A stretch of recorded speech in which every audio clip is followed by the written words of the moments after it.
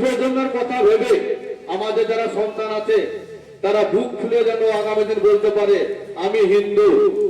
তাই আমাদের হিন্দুত্ব ধর্ম রক্ষা করার জন্য একজনই আছেন, তিনি হলেন নরেন্দ্র দামোদর মোদী। 2026-এ সকলেই একজোট হয়ে ভোটার কেন্দ্রে যাব এবং সেখানে গিয়ে বিজেপিকে পদ্মফুল চিহ্নে ভোট দেব। আমাদের লক্ষ্য একটাই, আমরা পশ্চিমবঙ্গে বিজেপি সরকার করতে চাই। কারণ বিজেপি সরকার যখন আসবে তখন অনেক কিছু সুবিধা হবে। এই যে অনেকে বলে লক্ষ্মী ভান্ডার 1000 টাকা বন্ধ হয়ে যাবে, লক্ষ্মী ভান্ডার মানে পাবার টাকা, ট্যাক্সের টাকা।